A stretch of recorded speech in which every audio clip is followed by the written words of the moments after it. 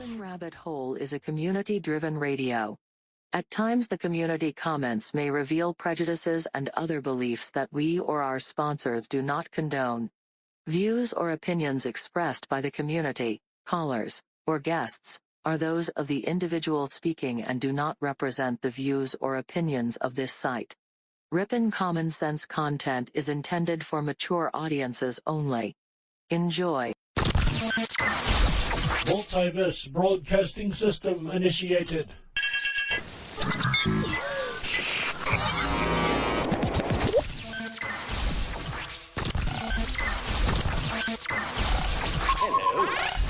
Hello.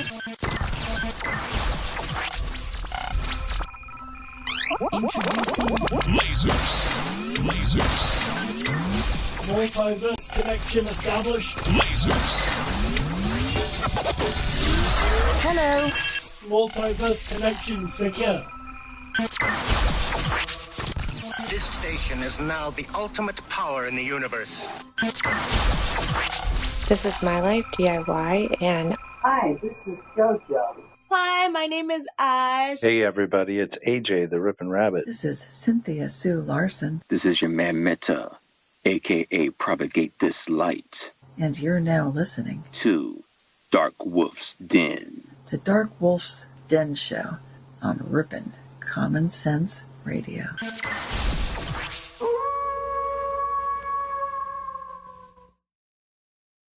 Are ghosts real? We had 1,000 hours of continuous communication with the spirit world. Does time travel actually exist? The laws of physics seem to be compatible with time machines. You know, sometimes I wonder about reincarnation, don't you?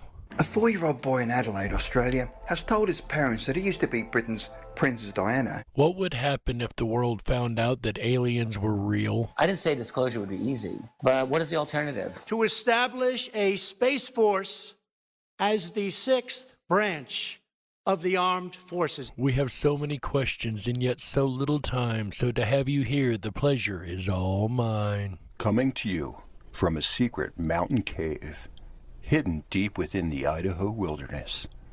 This is the DarkWolf's Den Show.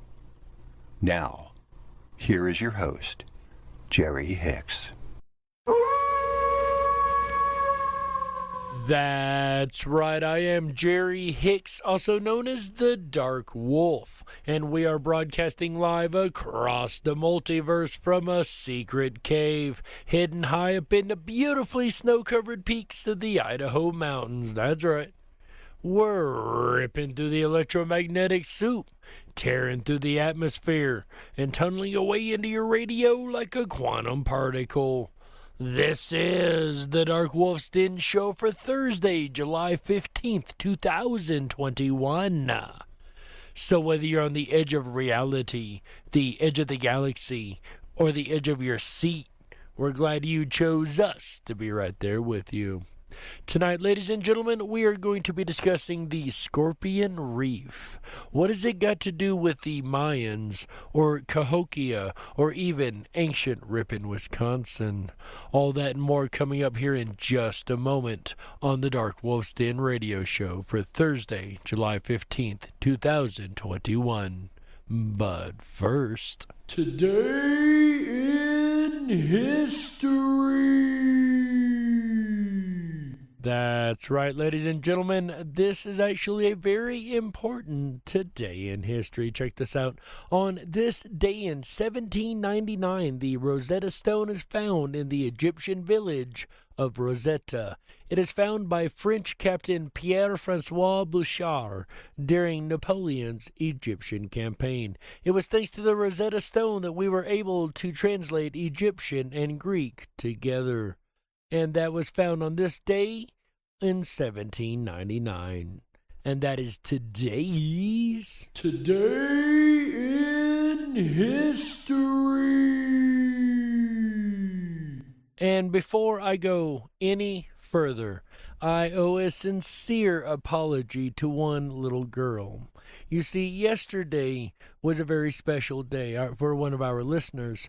Our listener, Michael Fontaine, and his little 4-year-old daughter, Gabby. Happy birthday, Gabby. Happy belated birthday, unfortunately, because Dark Wolf forgot to announce it yesterday, and I am so very sorry. So, Gabby, happy 4th birthday from all of us here at the Darkwolf's Den Show, and congratulations to listener Michael Fontaine for having such an amazing family. On that note, ladies and gentlemen, now that takes us to our next segment. Say what? Today's quote, ladies and gentlemen, is one of my favorites from when I was in school. There was a classroom I was in that actually had this posted on the wall all year long, and the quote goes like this, and I quote, "What is right is not always popular, and what is popular is not always right," end quote. And that, ladies and gentlemen, is Albert Einstein. And that is today's segment of Say What? Man, I love that little sound bite. But anyway, in today's society, that quote could not be more important, right? In a society where doing right becomes less and less popular, doing the right thing becomes more and more important. Because as we all know, bad things happen when good people say nothing. And there's been a lot of bad things happen over history when good people have said nothing. Major cover-ups, epic cover-ups, I would say, especially in the field of archaeology. But we're not here to talk about archaeology tonight, are we? No. We're here to talk about the Scorpion Reef. What is the Scorpion Reef? The Scorpion Reef, according to Wikipedia, is a reef surrounding a small group of islands in the Gulf of Mexico, off the northeastern coast of the state of Yucatan, Mexico, or the Yucatan Peninsula. Designated a national park, the reef is part of the Campeche Bank Archipelago, is the largest reef in the southern Gulf of Mexico.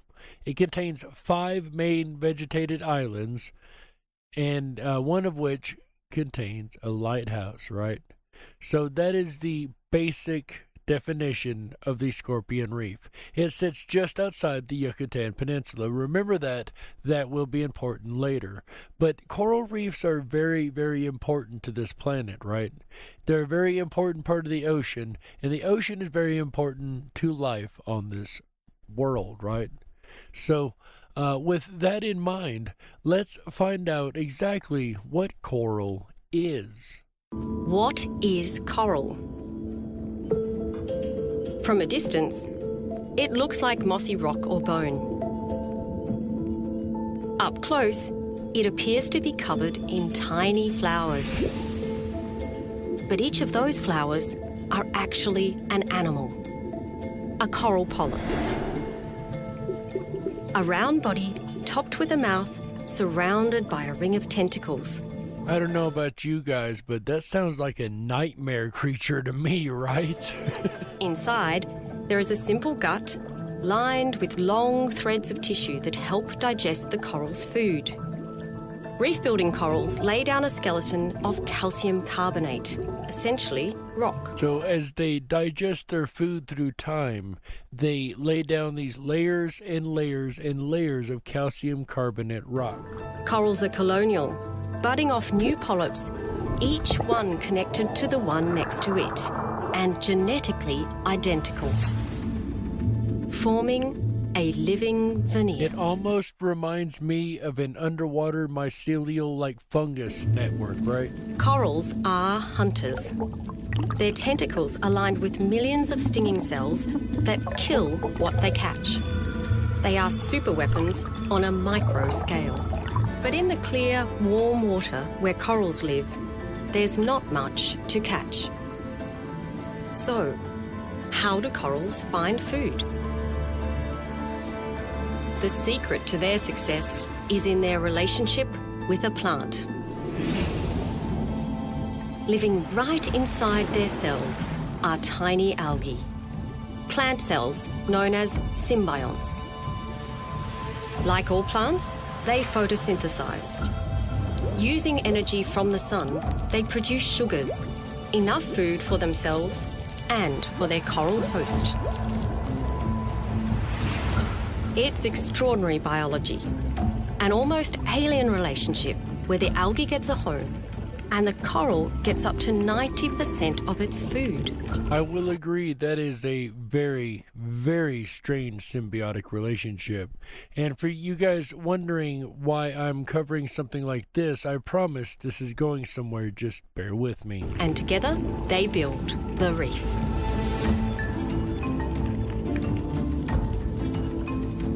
But because of warming oceans, there's been a massive breakdown in this crucial relationship. And the reef as we know it is disappearing. And it's no question, it's no argument that the reefs of the world are having issues. We know that some of them are turning white. We know that some of them are dying off. We know this for a fact. That's not even arguable, right? That is a well-known, well-established fact. However, there are some people who are working to try to resolve this issue in a very intriguing way. Artificial reefs have been around for some time. With so many coral reefs dying throughout the world, artificial reefs are a nice alternative to help rebuild these dying reefs. Artificial reefs are great because they provide a hard surface for algae and various invertebrates can attach easily. This helps provide an intricate structure along with food for various sea life. They attract divers and, most importantly, create a home for sea creatures. These artificial reefs are absolutely beautiful. You can find them all over the ocean floors and even in such places like Lake Erie. So now we know that you can sink man-made objects and reefs will build around them. And there's been a number of objects that have been sank, from submarines to boats like Navy ships to full statue gardens that have been sank in order to create coral reefs. And that's a really, really neat idea, right? To try to save the planet, to try to drop our own stuff in there, and instead of waste, it's actually doing something good, right? But I told you, bear with me, we're going somewhere with this. There's something really interesting about the Scorpion Reef. Besides the fact that it's got a load of shipwrecks to its name, it actually has another very interesting feature, and that's its location itself. Check this out.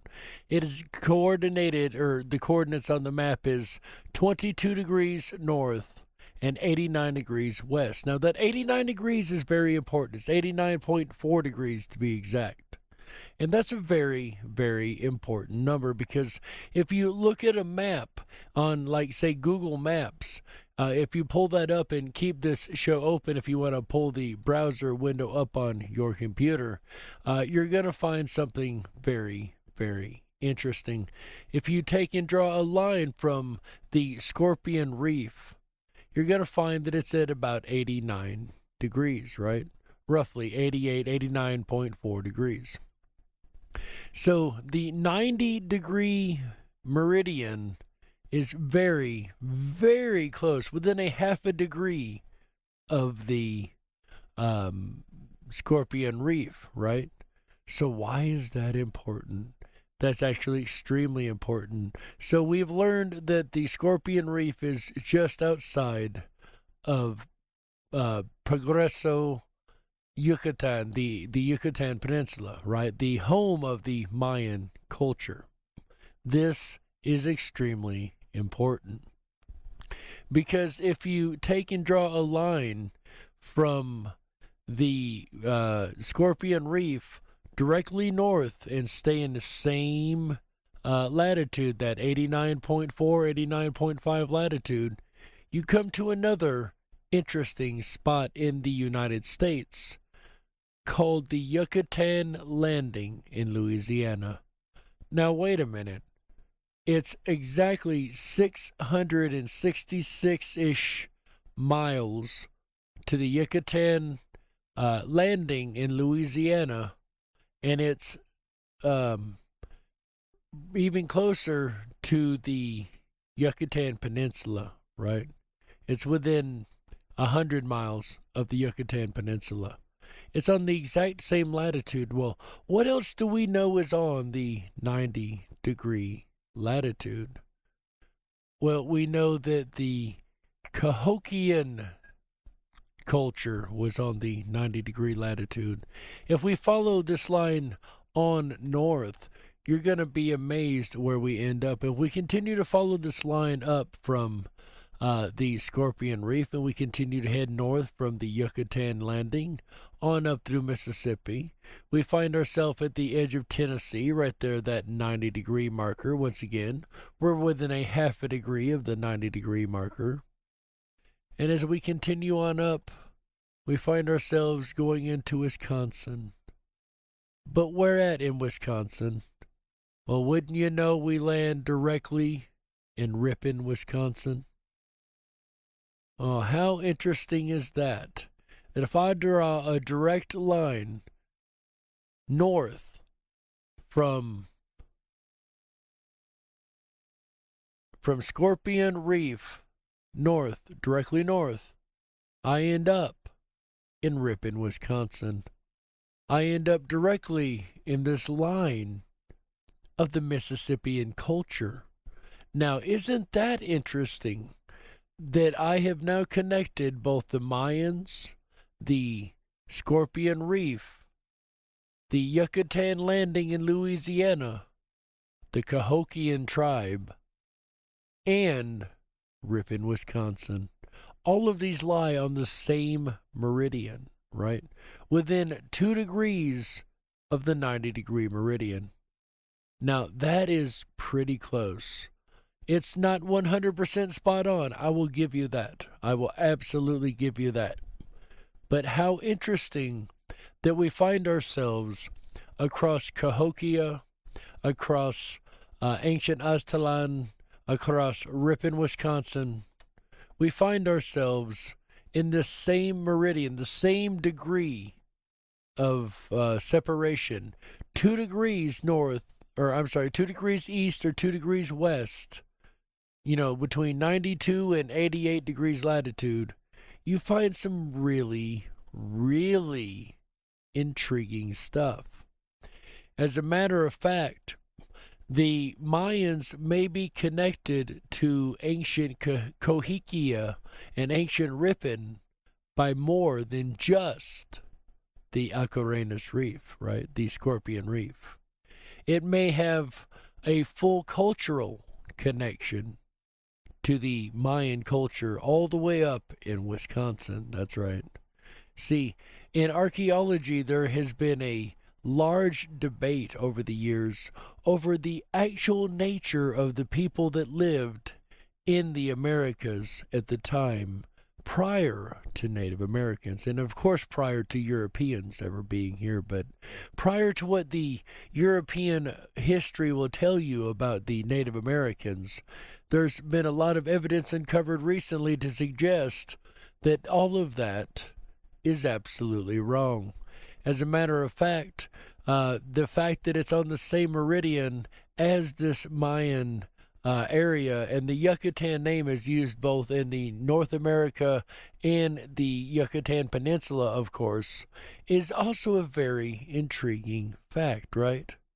There's a lot of intriguing facts here, and there's even more to connect both Ripon, Wisconsin, and all of the ancient mound builders to the Mayan civilization all the way across the ocean, or the Gulf of Mexico.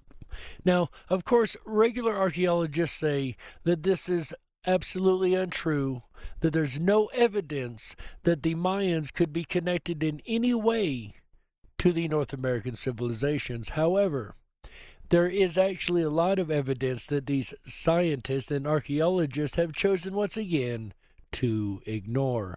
Is anybody surprised by this? If so, please raise your hand. And I don't know why you're surprised by this, because we know, if you've been listening to this show anyway, you know for a fact that archaeologists practice scientism. And if it doesn't fit their narrative, it can't and don't exist, no matter how real it actually is, right? That is scientism at its very best. And it's scientism that has caused a huge cover-up in the real history of North America and South America and Mexico and the cultures that have been lost to time thanks to different actions by different groups over time, right? Things that have been hidden and kept away, mainly by people just like archaeologists of today that don't want to admit that their narrative may be wrong. So instead of admitting that the evidence doesn't fit their narrative, they do everything they can to make the evidence disappear. And as we continue to carry on in our discussion, and this may become another series all unto itself, we're going to find that the ancient mound builders were quite a advanced culture, a culture that archaeologists have failed to recognize for what they are. As AJ wrote or read in the article last week about the Mascouten tribe and how the Wisconsin had failed to properly record the Mascouten tribe in their areas and everything about their culture. Just the same history and certain people with power that they did not need have decided to also do the same to a number of sites that were here before the regular Native Americans that we know of. You see, our history has been obscured by these scientism practicing people that are running a narrative that is contrary to the true history of the land. And slowly but surely with things like LiDAR, we're starting to learn the true history of the land, right? And once again, it's very intriguing that all of these mound-building civilizations up and down the Mississippi River happen to fall within 2 degrees of the 90-degree meridian. That has to be very important, right? We know that certain lines on the map are important. The 33rd degree meridian is very important, right? The 90-degree meridian has also been known to be a very important meridian when it comes to ley lines. So perhaps there was information that the ancients knew about being within this particular area of the map.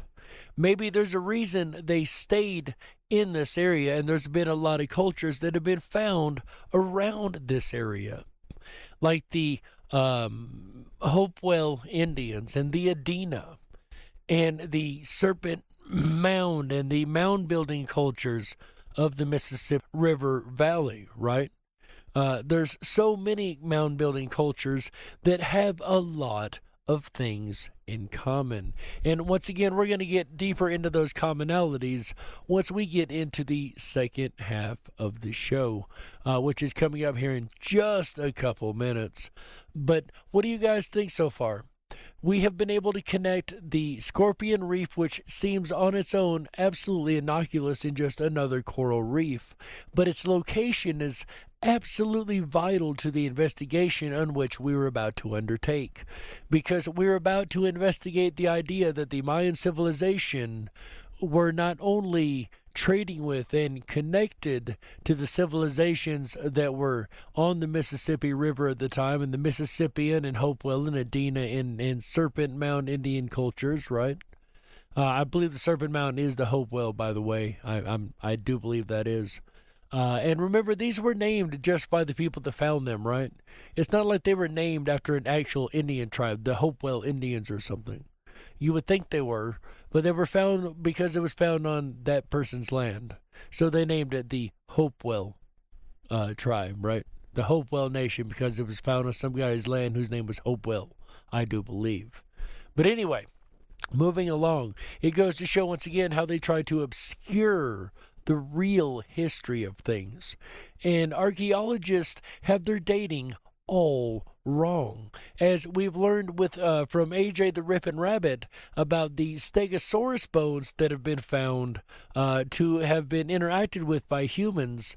And as we get into the second half, we're going to find that there were actually some artifacts from this area that are also connected directly to the Hopewell and the Adena nations, and also have dinosaurs. That's right, ladies and gentlemen, we're going to bring back up the dinosaurs, because I really do believe man and dinosaur existed together on the North American continent at one time. And I believe that there's evidence to suggest that's the case. And I'm going to repeat it one more time. We're going to get deeply into the actual evidence to back my claims here in just a little bit. But ladies and gentlemen, my name is Jerry Hicks, also known as the Dark Wolf. And you're listening to the DarkWolf's Den Radio Show, exclusively on Rippin' Common Sense Radio Network, the Rippin' Rabbit Hole. We have to go ahead and take a network break right here, ladies and gentlemen, and we'll be right back with the second half of the DarkWolf's Den Show after these messages. Don't you touch that dial. That's right. We gotta stoke the fires and run off the men in black. Don't touch that dial. We'll be right back. Oh yeah, on a Thursday night, Jerry Hicks, DarkWolf's Den Radio Show, exploring Scorpion Reef. Hi everyone, it's AJ the Rippin' Rabbit. Are you enjoying the show? I know I am. If you are and you haven't done so already, please make sure to thumb up that video, hit that subscribe button, and ring that bell. You'll get our notifications every time we go live.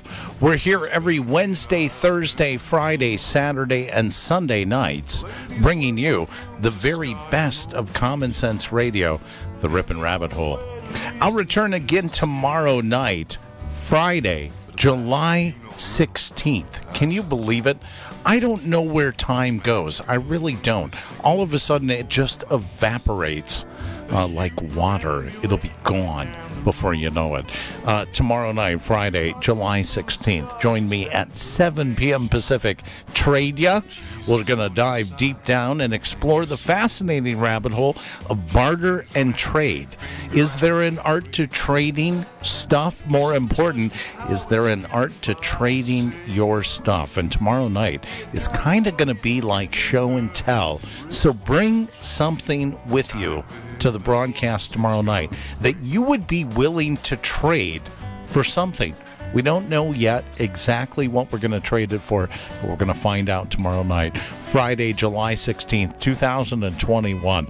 Then Saturday night, come along with me and explore the world of travelers, a fascinating rabbit hole. Perhaps some of the travelers we're going to speak about are not of this world. It's going to be a great night, Saturday, July 17th. Starts at 7 p.m. Pacific, 10/9 Central. All shows start at 7 p.m. Pacific, 10/9 Central, right here on the rippinrabbithole.com. Then we'll end out the weekend right together Sunday night, July 18th, with a look at insanity. Are you insane? Are you certifiably insane? If so, what are you going to do about it? If not, do you know somebody who is? We're going to dive through the rabbit hole and explore the world of insanity together. Sometimes in 2021, I feel a little bit insane. And that perhaps is insanity. We're going to end out the weekend right together with you Sunday night, July 18th. Again, 7 p.m. Pacific, 10/9 Central. If you haven't done so already, please hop on over to our website. That's RIPONRABBITHOLE.com. There you can join our exclusive Backstage Pass. It's absolutely free to sign up for.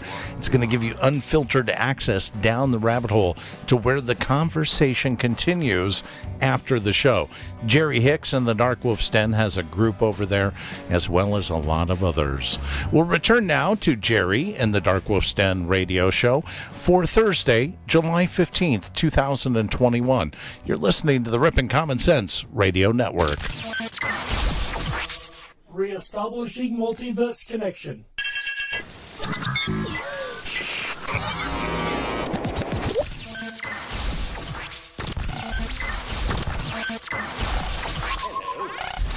Hello. Introducing lasers. Hello. Connection reestablished and secure. This is My Life DIY, and Hi, this is JoJo. Hi, my name is Ash. Hey everybody, it's AJ the Rippin' Rabbit. This is Cynthia Sue Larson. This is your man Meta, aka Propagate This Light. And you're now listening to DarkWolf's Den. The DarkWolf's Den Show on Rippin' Common Sense Radio. If you were meant to be controlled, you would have come with a remote, but you didn't. And that's why you listen to the DarkWolf's Den Show. Now, here is your host, Jerry Hicks. That's right, I am Jerry Hicks, also known as the Dark Wolf. And welcome back to the second half of the DarkWolf's Den Show for Thursday, July 15th, 2021. So whether you're on the edge of reality, the edge of the galaxy, or the edge of your seat, we're glad you chose us to be right there with you. Ladies and gentlemen, tonight we are discussing the mystery of the Scorpion Reef, because as we've learned, the Scorpion Reef is actually just a place marker for a much, much bigger story, right? The story of the Mississippian culture and the Mayans, and how those two actually may be directly connected. And in the first half, I've made a lot of pretty wild claims. But let's look at some evidence that I've found, and it might be able to tie all this back together and prove that the Mayans very well could have been the Mississippian mound builder culture. Check this out. I found an article that says, hints on the lower Mississippi. Genealogy and history buffs in Louisiana have, and remember, the Louisiana is where the Yucatan landing is, right? Have long struggled on how local bayous came by their name. For instance, Bayou Manchac is one of these bayous. To a student of indigenous language, it's hard to swallow the common lore that Manchac is a messed up version of a Choctaw word.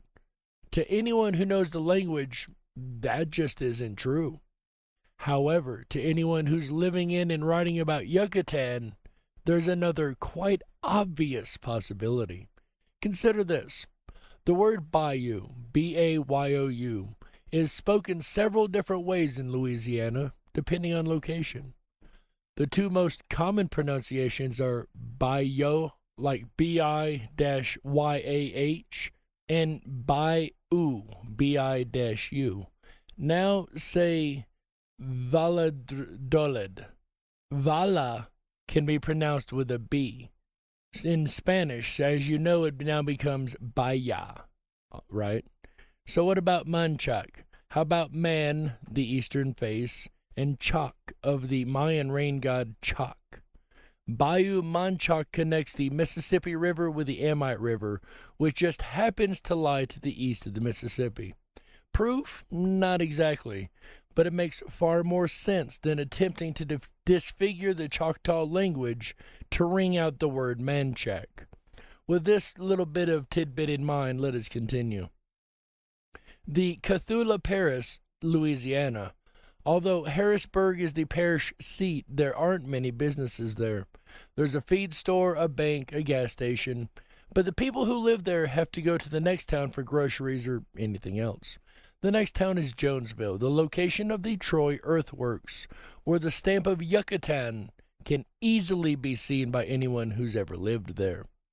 Moving up the Mississippi River from Jonesville, we come to a number of false rivers that were once part of the Mississippi River and were cut off when the river changed course. These tributaries are lakes now.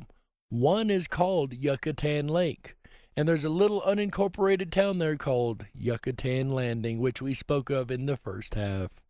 It is easily identified on the map. You can see it on the banner photo of the article that I'm reading, but of course this is radio, so no one gets to see a photo, right? But in all seriousness, if you draw that line straight up to Yucatan and straight down south, you're going to run right in to Scorpion Reef, right? and right into the Yucatan Peninsula and the Mayan culture. But let us not get too far ahead of ourselves. This article continues. Not far away on Bayou Macon, we come to Poverty Point, the largest city in the region and now a World Heritage Site. Poverty Point was built between 1700 BC and 1100 BC. There was a lot going on around the rest of the world at that time. In Egypt, Queen Nefertiti and the boy pharaoh Tutankhamun ruled. In Britain, Stonehenge was just being finished. In China, the Shang dynasty was flourishing, and in Mexico, the Olmec were rising to power. Another one of those mysterious and lost ancient civilizations that we know very little about, the Olmecs. And in India, the Rig Veda, the oldest of Hinduism's sacred books, was still being written. The people of Poverty Point were not farmers. They were hunter-gatherers who had settled into life in one of the largest cities in the entire region. They were also mound builders, which is another name for pyramids with flat tops that were covered over with dirt. And it's amazing to me how close the pyramids in the Yucatan Peninsula, like the step pyramids, and the mounds that you find across the Mississippian culture, they're so very much alike, as if one is an earlier version of the other. Since there was no stone in the area, they imported rocks from as far away as Iowa to the north and the Appalachian Mountains to the east. I almost read the same sentence twice. The placement of the mounds shows that these people, too, had intimate knowledge of astronomy. As we know, when we look at the Cahokian mounds, for instance, we have the chieftain's mounds as well as the princess mound, and all of them are facing certain directions. And they line up specifically with the solstice and the equinoxes, right? Cahokia, across the Mississippi River from modern St. Louis, was the largest Native American city north of pre-Columbian Mexico. It, too, is a World Heritage Site, and few have lived in Yucatan can look at the mounds, flat-top pyramids, without a spark of recognition. Like I said a moment ago, it's like an earlier version of what would later be the step pyramids in the Yucatan Peninsula. There's evidence of both Maya traders and religious men found in Cahokia, so we know they were there. How much influence had each culture had on the other is still a matter of debate. From the Wisconsinology website about ancient Wisconsin, quote, there were more burial and effigy mounds in Wisconsin than any other part of North America in 1877. A plow horse accidentally broke through the top of an early period, maybe 200 BC to 300 BC, mound at Henshell in Sheboygan County. When the farmer and his neighbors investigated, they found 50 skeletons sitting in a circle facing the center of the mound. A large marine shell from the Gulf Coast was on the floor in the middle of the group. You see, back then the rivers were highways. The trade route from what is now the Gulf side of Mexico to Wisconsin was a relatively routine thing. Seashells from the Yucatan are a fairly common find in the soil of the Badger State. Always keep an eye out, because there's no telling what may lie beneath your feet. Whatever the truth in the matter, there's no denying the Mayans were accomplished travelers and traders. And my idea is that the Mayans weren't just trading with the Mississippian culture. I think they've got that absolutely wrong. I think the Mayans were the Mississippian mound building culture. And if we take a look at the way the cities were laid out, here's a find that I personally made while doing the research for this larger topic. If you look at the layout of the cities, if you start in Wisconsin area and in the northern area, there's a general layout for the city, and as it moves down the Mississippi, this layout becomes more and more defined. It's less wobbly, more squared out. It's, I don't know how to explain this. It's a very specific shape and design. And what I did is I started grabbing the different evidences that I could find of these mound builders and drawing their cities out as best I can based on the archaeological finds. And I am absolutely astonished that this pattern holds from the very top in Wisconsin all the way down into the Yucatan Peninsula. And when you get to places like Teotihuacan and Chichen Itza and things like that, the layouts of the cities between those two are almost identical, but between those and the layouts all the way up the Mississippi River, now those layouts are so identical that it's disturbing. So you couple the evolution of the city's layout and planning along with the evolution of the buildings themselves. And there's a lot of evidence to suggest that whoever ended up as the Mayans in the Yucatan Peninsula actually started out much more northern than North America. I would argue that possibly the Vikings even came down into what is early North America and started mating with whatever peoples may have been there at the time, or may have just started mating themselves in the area. However, that doesn't work because of the skin and hair color of some of the peoples. So perhaps they ran into another group of people, the Vikings did, when they reached North America, a group that was very well established in already here, a group that has now been lost to time.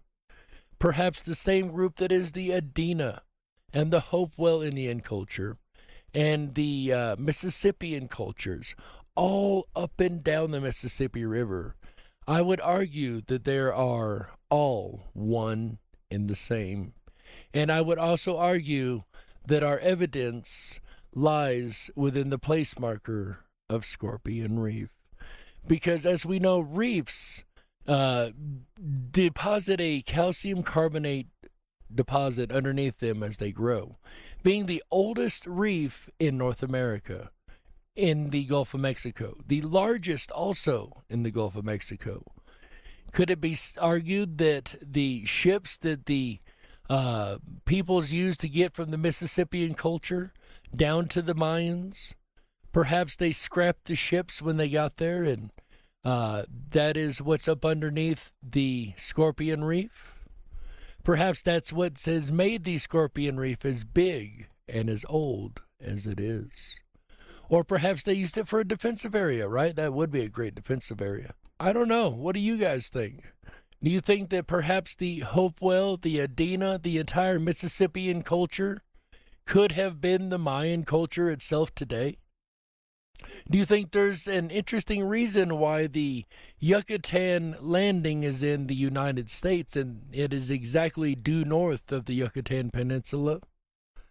Is it also a coincidence that the building styles of the buildings as well as the city layouts happen to match, if not almost perfectly, to the Mayan cities once they become more developed in their ways of doing things? You see, now I'm going to continue this series because I am now going to start exploring on this show the Hopewell and the Adena Indian tribes and how the narrative has once again failed in reference to these tribes and to what the scientism practicing historians and scientism archaeologists want us to believe. I believe that forbidden archaeology is a much better field, and I believe that that's where more of the answers are gonna hide. But what I believe doesn't necessarily have to be true, does it?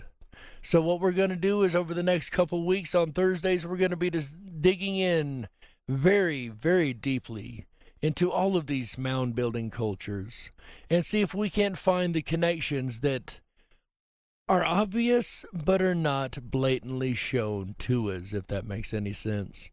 But in the end, ladies and gentlemen, all you can do is listen to the case files, apply a little common sense, and you be the judge. we got to close it out. That's right. That's it for this episode of the Darkwolf's Den Show for Thursday, July 15th, 2021. So whether you're on the edge of reality, the edge of the galaxy, or the edge of your seat, we're glad you chose us to be right there with you. Ladies and gentlemen, the den may be closing tonight, but don't you worry. The weekend fun is only just begun. That's right. Make sure you come back tomorrow, Friday, July 16th, 2021, 7 p.m. Pacific, 10/9 Central. All shows here on the network start at 7 p.m. Pacific, 10/9 Central, by the way. But make sure you come back tomorrow night for our buddy AJ the Rippin' Rabbit and the Rippin' Rabbit Hole live show. That's right. AJ takes over the airwaves the rest of the weekend, around the weekend outright. That's right. On Friday, he's going to be talking about trading. Make sure you bring your barter items. You remember barter at a time when the Mississippian culture was going, and the Mayans and all that we've talked about all night. Remember, they used the barter system. They didn't have money as we know money to be. And the barter system is one of many ways of trade, right? Like I said last night, reminds me of the story of the guy that traded from a bottle cap up to a house, right? If you have enough people that are willing, you can trade for anything, right? AJ's going to be talking about it on Friday, July 16th, 2021, 7 p.m. Pacific, 10/9 Central, right here on Rippin' Common Sense Radio Network. Then on Saturday, July 17th, 2021, 7 p.m. Pacific, 10/9 Central, AJ comes back to the airwaves for another episode of the Rippin' Rabbit Hole live show. This time he's going to be talking about travelers. Are we all travelers? I mean, think about it. We don't necessarily have to be traveling in this reality to be traveling realities, right? Perhaps we're interdimensional travelers. Perhaps we're travelers of the mind. AJ is going to be discussing at least one of those options on Saturday, July 16th to July 17th, 2021, 7 p.m. Pacific, 10/9 Central, right here on Rippin' Common Sense Radio Network, the Rippin' Rabbit Hole. Then on Sunday, July 18th, 2021, 7 p.m. Pacific, 10/9 Central, AJ comes back to round the weekend outright with one final episode of the Rippin' Rabbit Hole live show for this week. On Sunday, he's going to be talking about insanity. I'm not crazy. Really, I'm not. But are you? What is the definition of insanity? Are we all insane? Maybe. Maybe not. But you're going to have to tune in Sunday to find out. July 18th, 2021, 7 p.m. Pacific, 10/9 Central, right here on Rippin' Common Sense Radio Network, the rippinrabbithole.com. That's right, ladies and gentlemen. And while you're over at the rippinrabbithole.com, make sure you check out all the fun stuff we offer over there, because we offer a lot, right? First, you want to make sure you sign up for your Backstage Pass. That's the most important thing. That's going to get you access to both our weekly emails as well as our multitude of functionally enjoyable features on the website, right? Like the Down the Rabbit Hole section. That is our exclusive social media area over there. As well as the 24/7 Backstage Lounge. Of course, as you guys know, that's my favorite hangout. That's where I'll be right after the show, and where a lot of us rabbits like to go and hang out and discuss a variety of topics. It's where the conversation continues, ladies and gentlemen, down the rabbit hole and in the Backstage Lounge at the rippinrabbithole.com. That is RIPONRABBITHOLE.com. That's right.